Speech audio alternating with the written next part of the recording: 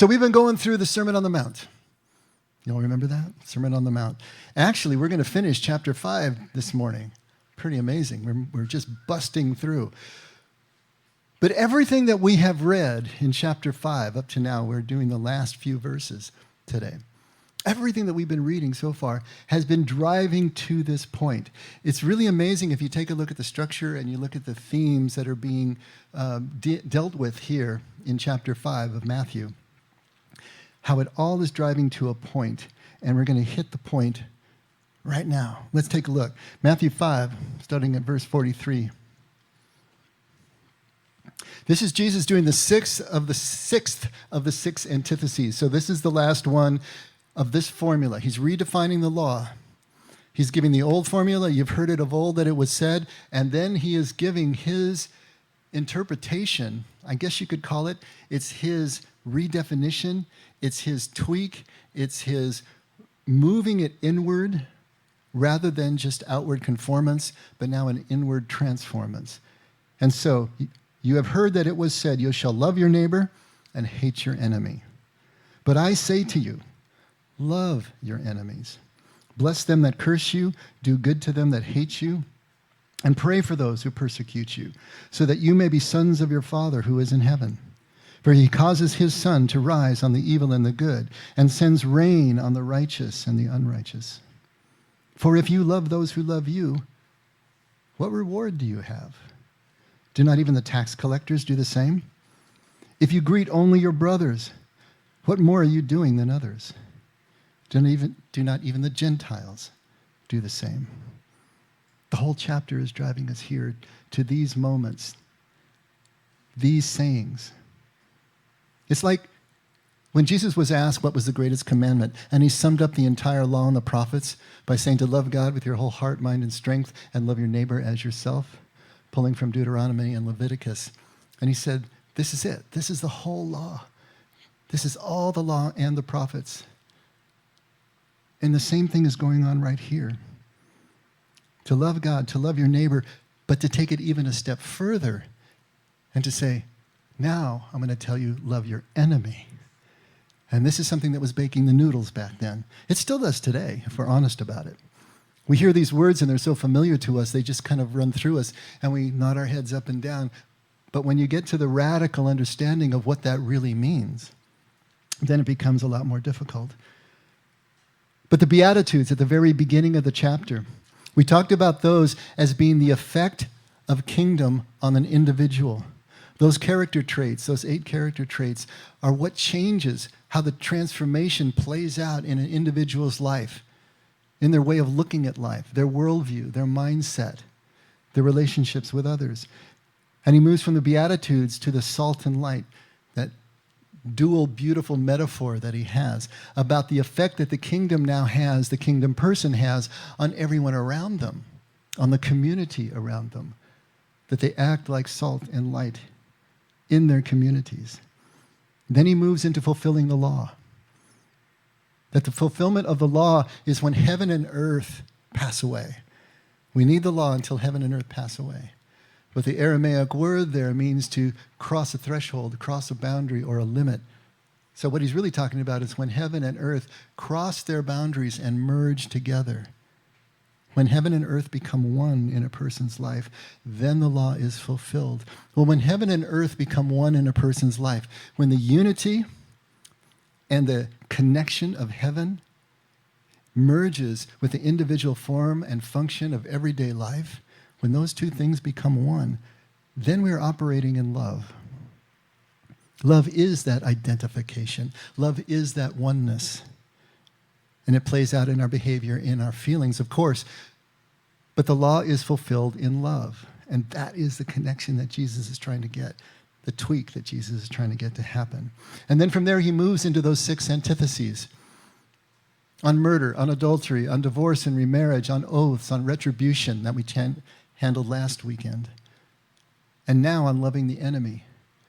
These 6 major areas in the lives of the people around him at that time, and still alive and kicking today, right?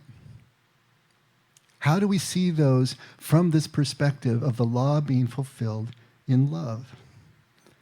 And all of that now is driving to this last verse, verse 48 in Matthew 5. Therefore you are to be perfect, as your heavenly Father is perfect. From the Beatitudes to perfection is a complete circle, a perfect circle. And that's the way we need to understand that word there, gamira in Aramaic, that is translated as perfect, but it's really completeness, completion, fulfillment, taking something to the nth degree. That would be the understanding here. A full circle, a complete circle, a perfect circle. The effect of kingdom yields perfect or completed results. And that's what he's talking about here. Now, the truth is, we know we're imperfect, right?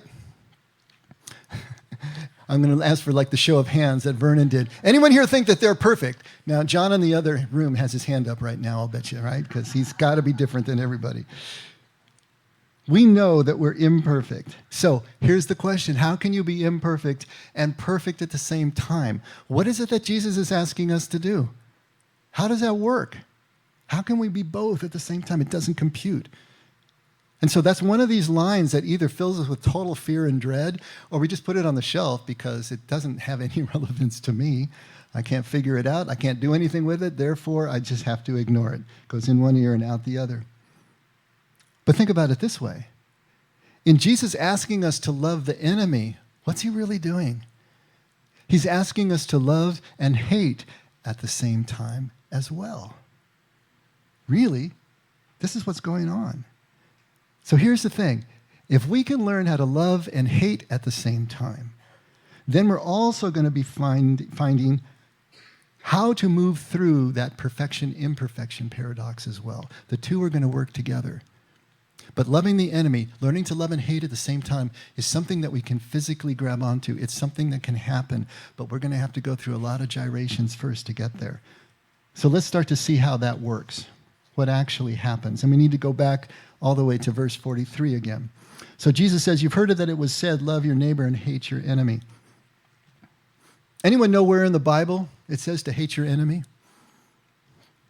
Can you look that up for me and tell me the chapter and the verse? Well, if you can do that, because it ain't there. There is no place in the Bible that says hate your enemy. There is no place in the Talmud that says hate your enemy. That was the rabbinical writings of the rabbinic thought and the rabbinic tradition. So where did Jesus get this? What's he talking about? Every one of these, you've heard it of old said, was a written or unwritten command. But this one, yeah, love your neighbor, we know that one. That comes right out of Leviticus 19:18. But where is this hate your enemy? You've all heard of the Dead Sea Scrolls. They were discovered in the mid-40s in a cave on the north end of the Dead Sea, and in a community called Qumran that most scholars believe is probably an Essene community. There was a scroll called the Community Scroll, or sometimes it's called the Community Rule by scholars. It dates to about 100 BCE or so.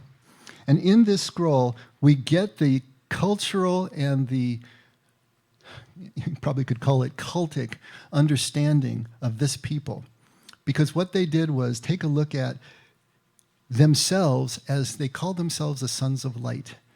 And everybody else were the sons of darkness. And their idea was that Israel had become so corrupt that they headed for the hills. They headed out into the wilderness, built their own communities that they could keep pure. And they were just going to stay out there and wait till everyone blew themselves up. And then they were going to come back in and reoccupy the land. And so this is the idea. So all those people, Pharisees, Sadducees, all those unlawful people, they were the sons of darkness. And so when they looked at Leviticus 19, 17, and 18, where Jesus pulls that line from, what that's talking about there is how Israelites were supposed to treat fellow Israelites, culminating with love them as you love yourself.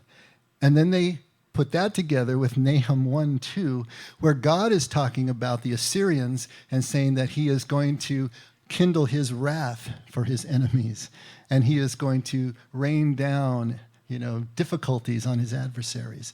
And they put the two together. Okay, Leviticus tells us how to treat our neighbors, and Nahum tells us how to treat our enemies.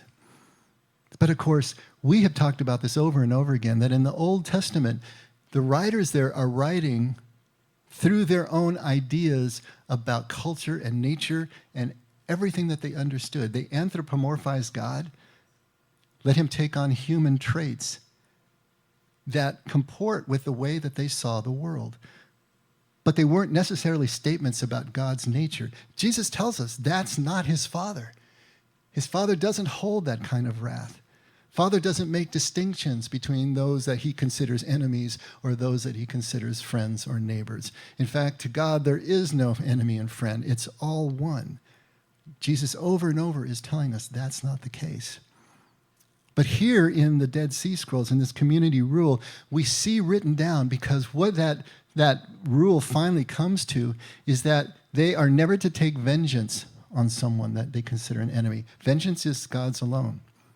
But they are to keep an eternal hatred in secret for those same enemies. And that was the way they conducted themselves. Now, this was actually more prevalent in the culture around, or Jesus wouldn't have had to address it, obviously. But it was also a part of rabbinic thought. Even though they didn't write in the Talmud to hate your enemy, what they had was the idea that you kept the serpent in your heart for someone who has wronged you. And that meant you kept alive your anger and your hatred for them if they haven't asked for forgiveness, if they haven't made amends, if they haven't made restitution. Then it was not only allowable, it was actually a requirement to keep that enmity alive in your heart until such time as the other came forward and sealed the gap. So this is what Jesus is trying to do. He's just summing up, right? He's summing up the cultural understanding here in a paraphrase. It's not written anywhere, but he's paraphrasing, and he sums it up really well. This is what you guys have understood. This is what your teachers and your culture has taught you. You love your enemies, the people inside your camp, but not those outside. But he's going to take that and he's going to turn it around, of course. And the first thing is, what do we mean by neighbor? Well, neighbor, even in English, comes from neighbor, N-I-G-H-B-O-R. That means someone who's close. Remember when morning is nigh? When morning is close, that's a Middle English word. A neighbor is the one who is close. Karibah in Aramaic is the one who is near, the one who is close. Now, that was not necessarily who was inside your camp, who was part of your ethnic community. It was just the one that was right in front of you. Now, obviously, these people were making a distinction between the neighbor being those who were of their own ethnic tribe and not the others. But that's why Jesus had to come and tell them about the Good Samaritan, right? Who is my neighbor, the lawyer asks. And he tells this story to show them that neighbor is way beyond ethnic boundaries, religious boundaries, legal boundaries. It's just whoever is right in front of you needing your help, that's your neighbor. He had to teach them that in that space because that's the way they were understanding things. And this enemy, there's a really interesting word in Aramaic, Be'el Dababa, which means adversary, the one who is not close, the one who is outside the camp. And so you have these two ideas here. How do we love someone that we don't like, that we don't approve of, someone who's hurt you, someone you despise, someone you actually hate? How are we supposed to love that person? Aramaic comes to our rescue here again because there are two different words that Jesus uses here. When he says love your neighbor, the word he uses for love is rahem. Rahem is, the root of rahem means womb, a woman's womb. And so the idea is that this love is love that just pours out from a deep center as it would from a mother to her child. And it has all the feelings of affection and devotion and connection, and it's effortless. It just flows out of us. But when he says love your enemy, the word he uses is ahab. Ahab in the roots actually mean to kindle a fire or a germinating seed. Now, what does that have to do with love? Well, if you think about what you need to go through to kindle a fire, you take a bunch of dead, dry twigs, right? They can't have any sap or juice or life in them or they're not going to burn. So you take the dead ones and the dry ones, the little ones, And then you have this little furry stuff, whatever, the kindling that's also dead and dry. And you spark it, and you have to blow on it, and you have to get enough oxygen on it, and you have to tend it. And as the flame actually catches, then you slowly feed it with more dead, dry things until eventually you have a roaring fire. The germinating seed is a dead, dry-looking husk until with water and soil in the right conditions, it sprouts life. That image is what the ancients used for the idea of love that didn't come from a wellspring within. It's something that had to be tended to. It had to start with deadness and dryness and nothingness. But if it was cared for, if it was tended to, it could grow into something spectacular. So, loving the enemy is a slow process of becoming more and more identified with that person, while at the same time not acting out on the negative feelings toward that person. How do you love and hate at the same time? You let the process of becoming more identified, seeing the similar qualities, seeing the common human traits, seeing them as a fellow human being, and let that process continue to move through while not acting out on any of the negative feelings that would kill that process. And take it out. Take a look at Merton's quote here. And this is from the introduction to The Way of the Desert, where he's talking about love. Because we really don't have a good definition of love either, which is part of the problem. What does it mean to love your enemy? Merton says, love, in fact, is the spiritual life. And without it, all the other exercises of the Spirit, however lofty, are emptied of content and become mere illusions. In fact, the more lofty they are, the more dangerous the illusion. Love takes one's neighbor as one's other self and loves him with all the immense humility and discretion and reserve and reverence without which no one can presume to enter into the sanctuary of another's subjectivity. A lot of words there, but he's talking about that identification process. Love demands a complete inner transformation. For without this, we cannot possibly come to identify ourselves with our brother. We have to become, in some sense, the person we love. We have to become, in some sense, the person we love. And this involves a kind of death of our own being, our own self. No matter how hard we try, we resist this death. We fight back with anger, with recriminations, with demands, with ultimatums. We seek any convenient excuse to break off and give up the difficult task. So he's talking about what love is. Love isn't a feeling. Love isn't a behavior. Love is identification with the beloved. When we see them as our other self, then anything we do to them is as if we're doing it to us and vice versa. And if we do that long enough, the feelings generally come. But that's the order. Love is the oneness, the unity, the identification, the seeing the other as the same. Love isn't the feeling or the behavior. At the same time, and of course, some are easier to do this with than others, right, in our lives? At the same time, if we don't act on those negative feelings, then we're able to keep this going. Now, in Qumran, the idea was keep the hate secret. Keep your hatred secret. Don't act on it, because vengeance is for God. But here is don't act on it. Don't do any harm until your love finally replaces your hatred. And that identification process is complete. By not acting on it, we give ourselves time for that inner transformation, for that fire to actually kindle and take hold. So how is it that we love our neighbor or love anybody? Well, Leviticus 19:18 says, as ourselves. What does that mean? I think C.S. Lewis had the best way of putting it. I think it was in Mere Christianity where I read this, but I'm not exactly sure anymore. But he said, how do I love myself? Come to think of it, he says, I don't really have any feelings of affection for myself, or sentimentality toward myself. But I feed myself and I clothe myself and I educate myself and I make myself secure. I shelter myself. I do all these things for myself without any feeling of affection.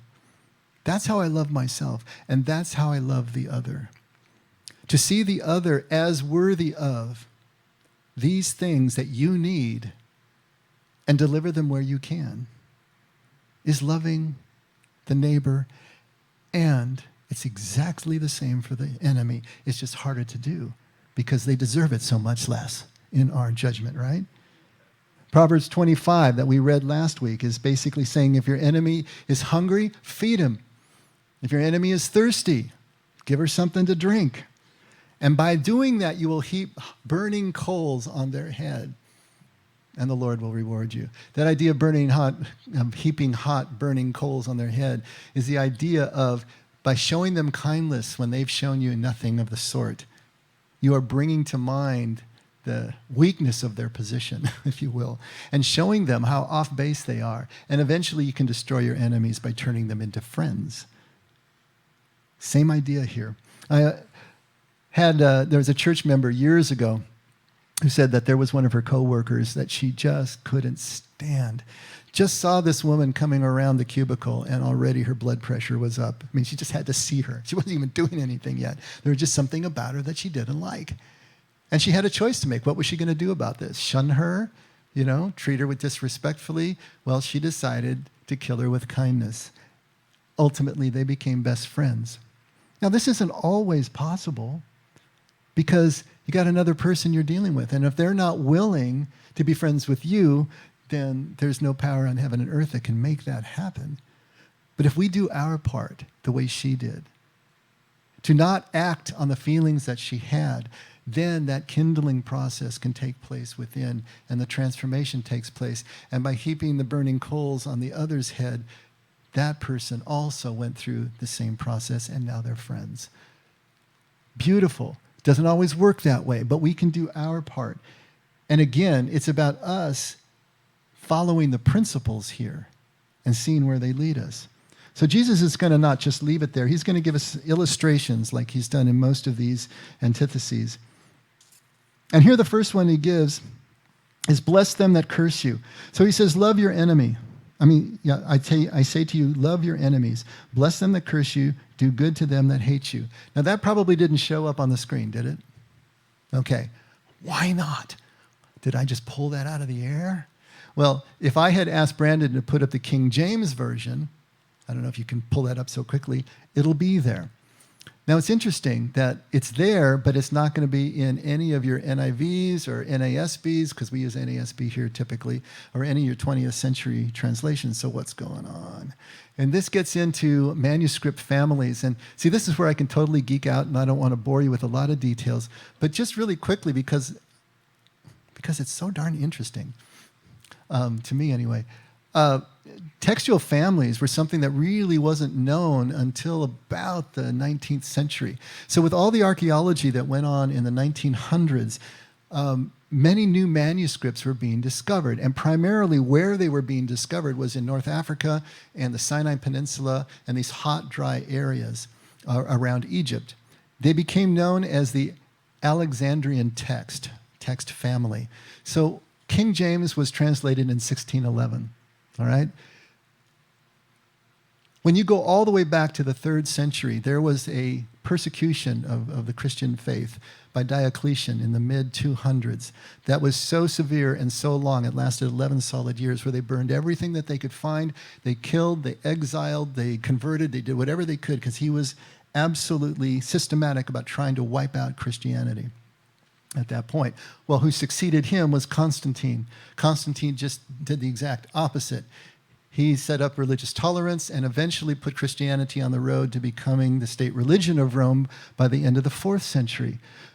But all the manuscripts had been wiped out by the 11-year persecution before him. So he commissioned Bibles to be written, to be copied. But they were all done in Constantinople, the new name of his city.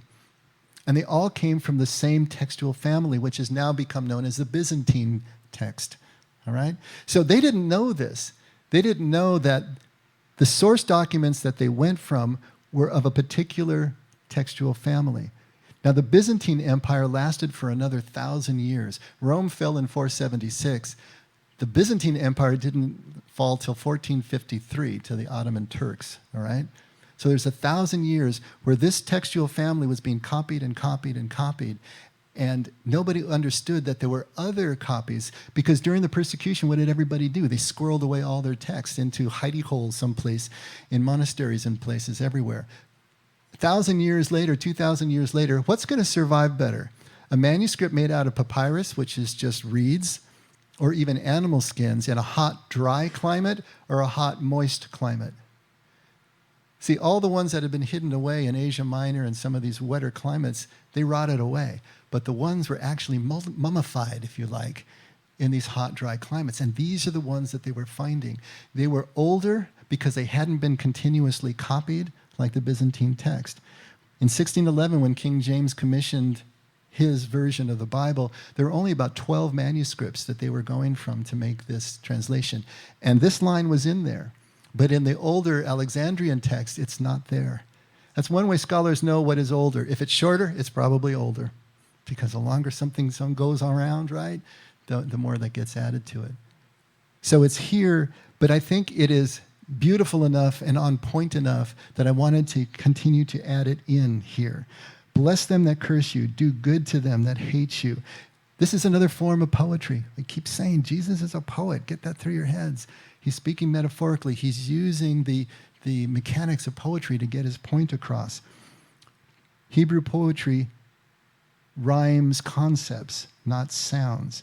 And the idea here is that those who curse you and those who hate you, you're still going to allow them to partake in your family. You're going to let them partake in your estate, in your provisions. That's what blessing actually means to the Hebrews. The permission, the allowability to partake. And so you're still going to allow them to do that. Then he says, pray for those who persecute you. The word pray there in Aramaic, selah, we've talked about this, originally a hunting term that meant to lean in, to attend to be completely focused on. It's kind of like you set the snare and you cover it over with leaves and you retire to your blind and you're waiting on a hair trigger for something to happen. To pray for those who persecute you was to do this, to lean in, to incline toward, to clear an interior space of focus and presence, to allow the other inside. The first is to allow the other to partake. Now you're actually letting them inside you, into this clear space that you're focusing on.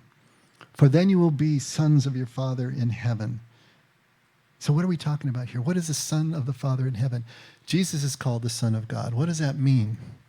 In that culture, the Son of the Father, if the Son was sent out in the Father's name, especially the Son of the King, it was as if the King were standing right in front of you. His Son was like the King's avatar. The Son was the avatar of the Father. The Son carried all the authority, all of the weight. There was no daylight between the Son and the Father in that capacity.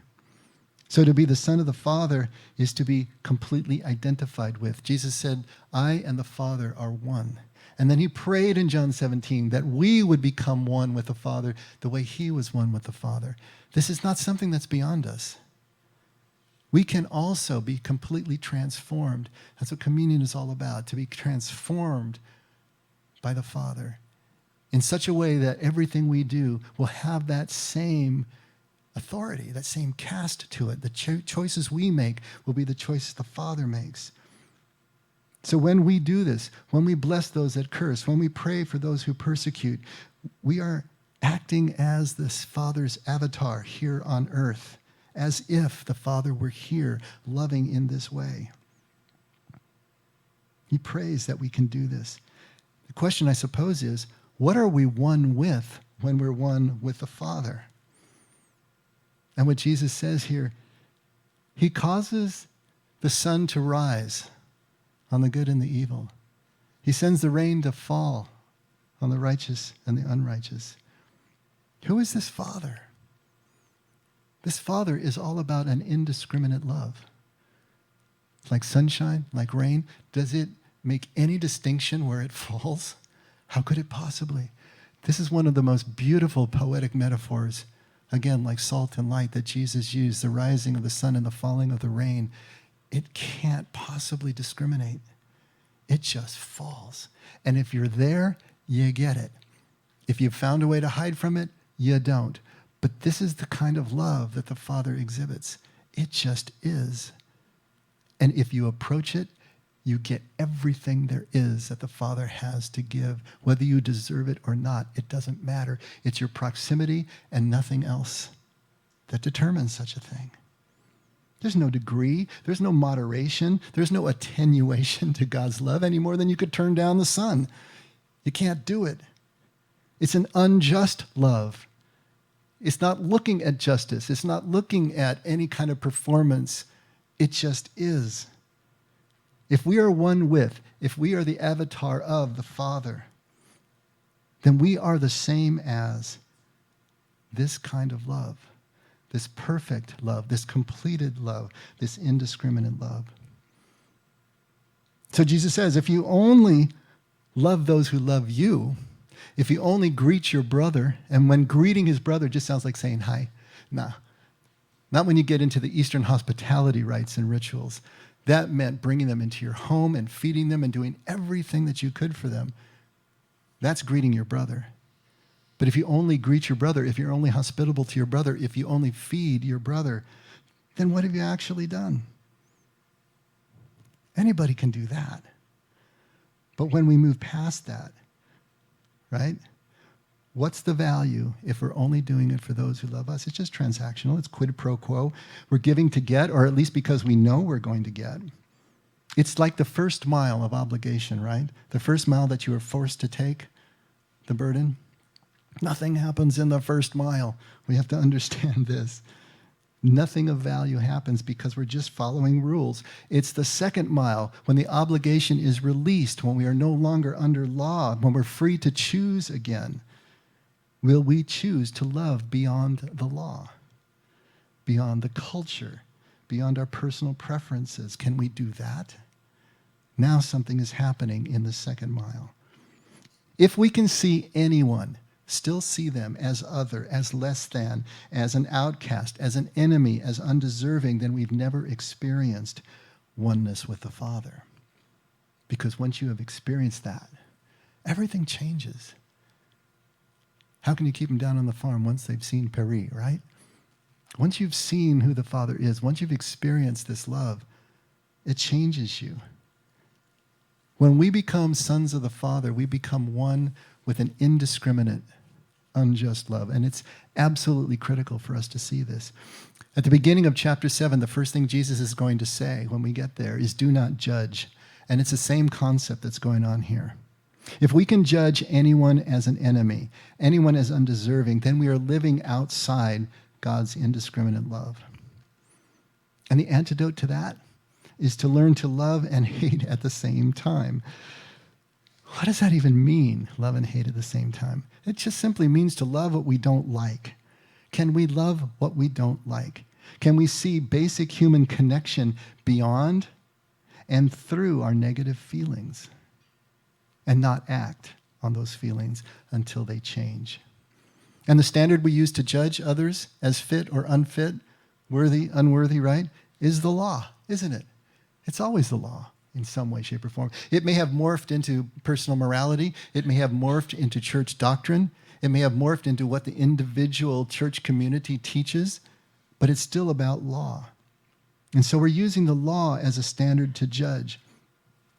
But until we learn to fulfill law, right, to actually fulfill law as Jesus fulfilled it in love, then we can't love and hate at the same time. It won't be possible for us. There's a great story about, it's at Luke 7, about a Pharisee named Simon who asked Jesus to dinner. Now, Simon is a Pharisee's Pharisee. He's wealthy. He's high up in the pecking order. And he is absolutely flawless when it comes to following the law. And so he judges himself as very righteous. And he asks Jesus over, but he doesn't look at Jesus as a peer. He doesn't look at Jesus as someone he really wants to learn from or respects Jesus. But he wants to see him up close. He wants to see what everything is going on about him. He's been hearing that he's a prophet. He looks down his nose at Jesus, but he needs to find out about him, so he asks him over. But he doesn't do the Eastern hospitality. He doesn't have anyone to wash his feet. He doesn't anoint his hair. He doesn't give him the common niceties that any host would give to someone. that was coming over as an honored guest. But Jesus comes in, he takes the insults and doesn't even, blink at them. But then here comes this woman who is known as the greatest sinner in her village. We aren't told what she's sinning at.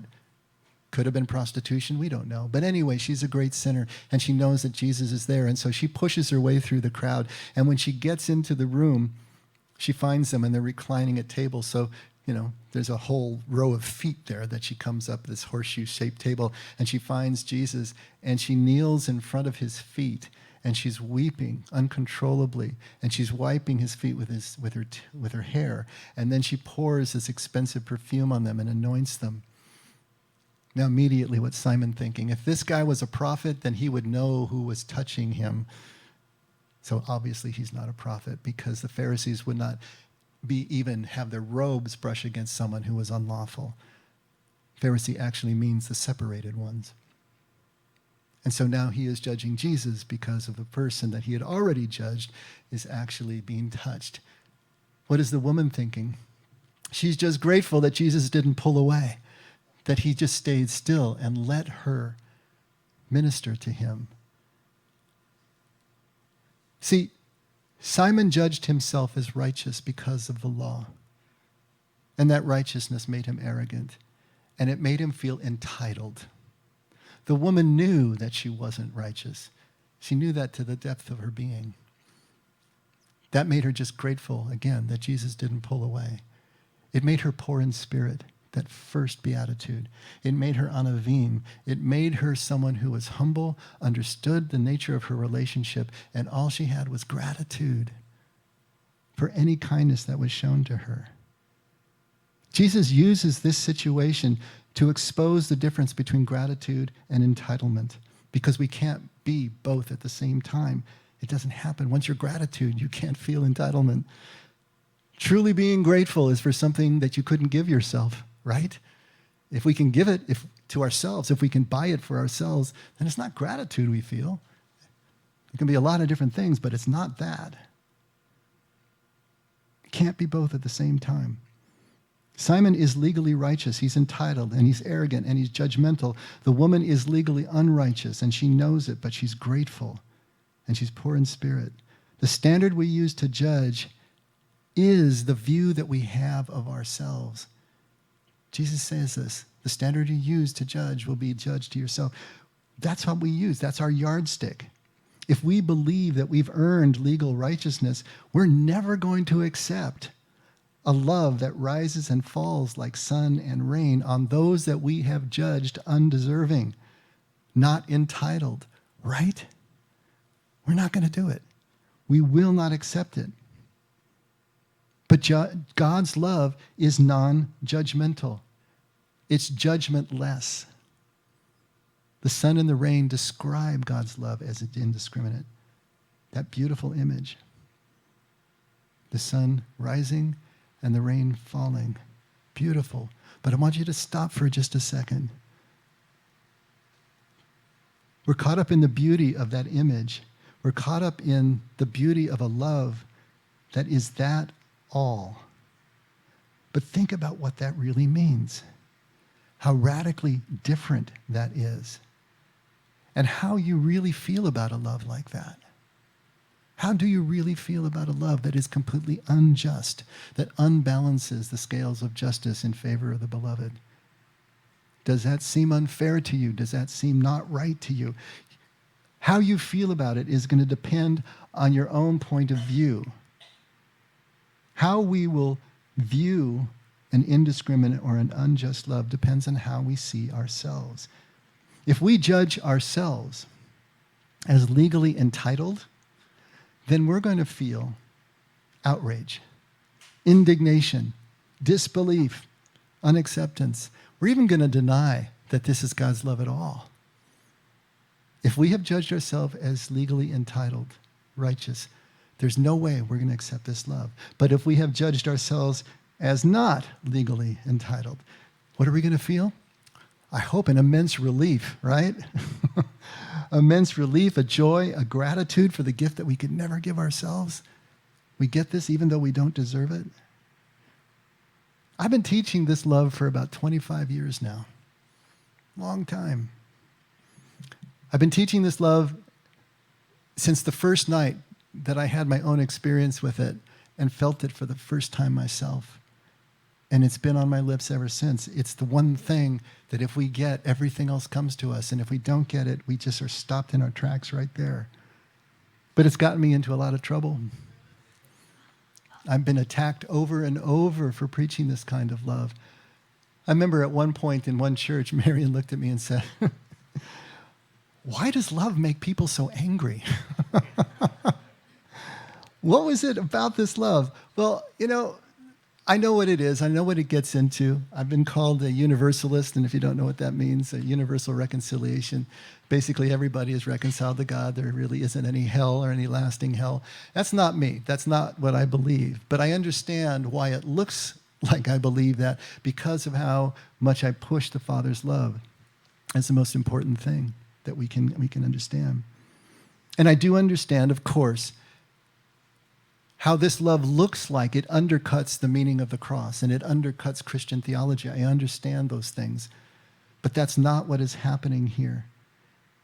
But if we are looking at our relationship with God from basically a legal perspective, then this love threatens everything we think we know and everything that we have built our security around. And I get all that. And I accept the attacks that I've had to go through to try to preach this love, to teach this love, to basically just carry the torch that Jesus started with, is the way it looks to me. But why does it come against such opposition? Why is it so difficult? Because it's our point of view. If we're looking at things legally and we have done everything that we could to follow the law, we're not going to like this love. We're not going to like it. I remember hearing so many people. Jeffrey Dahmer had a prison conversion. What, he gets to get into heaven now at the last minute after doing everything he did, and I had to work this hard for 40 years? We're not going to accept that. How do you see yourself? That's going to be the big question. Elder brother of the prodigal, right? Same idea here. He was entitled because he stayed. He did everything right. His brother was not. We understand. He couldn't accept this non-legal love. And yet most of us in here don't seem to have much of a problem with it. I don't know, maybe there's a sliding scale there, But how do you see yourself? Your reaction to a love like sun and rain that Jesus is portraying here is going to reveal your judgment about yourself. If there's resistance to it, if it seems outrageous to you, if it just seems like it's not right, it's not fair, it's because you're still operating from a legal perspective. And that is sneaky. It gets down there into the core beliefs where we don't even know that it's operating. We think we've graduated from it, yet this is going to tell you, this visceral reaction is going to tell you where you really stand. Where do you actually see yourself? When Jesus says to be perfect as your Father is perfect in heaven, how do you react to that? Does it freak you out? To be perfect as your Father in heaven is perfect? How can that be possibly a command, right? Be imperfect and perfect at the same time. Do you just try harder to be good? Do you try harder to be right under the law, under your morals, under church doctrine? Or do you begin to simply realize that perfection is not about being right? It's not about being good. It's simply about being connected to what is right and what is good. Realizing that the deep sameness under all this diversity that we see around us is what we're a part of. And when we're connected to that, we're connected to what the Father sends sun and rain on indiscriminately. We're just a part of all of that. No more, no less. We can't brag about it because we didn't earn it, but we get it just by being present. Why presence is so important. It's the realization that our identification in each other, in those moments when we really connect and we see the other as ourselves, that is perfect. That is right and good. Now, if we're trying to be perfect in that perfectionistic way that we all have, we never will be. And the best we will ever achieve by trying to be perfect is to begin to judge ourselves as entitled of something. But admitting the imperfection that all of us share as humans is the first step to perfection in gratitude. Until we can love and hate at the same time, until we can connect with things and with people that we don't even like, we will never know the truth of God's radical love. We can be imperfect and perfect at the same time in any one moment when we are connected. And we must be, because that's our human condition. Imperfect humans who are perfectly connected with the rising sun and the falling rain of a perfect love, that's our first glimpse when we learn that love and hate can also be done at the same time. This is where Jesus is trying to lead us. He's working so hard here. Read between the lines. Understand what's going on. Test your own reactions to these kinds of concepts, to things that are looked at this radically and this differently. And then allow yourself to be moved by the Spirit to go where Jesus is really trying to take us. Let's pray.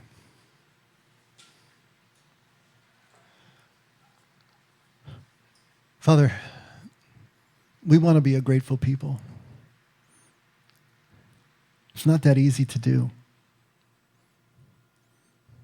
Gratitude is something that we really can't manufacture, but we can fall into it. So help us to do more falling in love that will be a falling in gratitude. To just let ourselves be connected. To stop working so hard to make things happen and to just find ourselves in a space where they already have happened. Because everything that you give us has already been given. We know that. But it's hard for us to believe it when we're all working so hard. We want to move to the next level, Lord, but it's a difficult one. Help us to push through the feelings, to remember your words and your principles, so that we can act in ways that give us the time for the transformation to take place. That's it.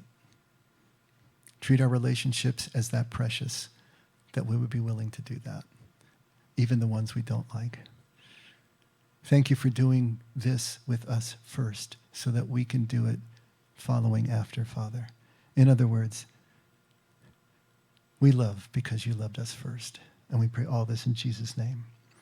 Amen. All right, let's stand.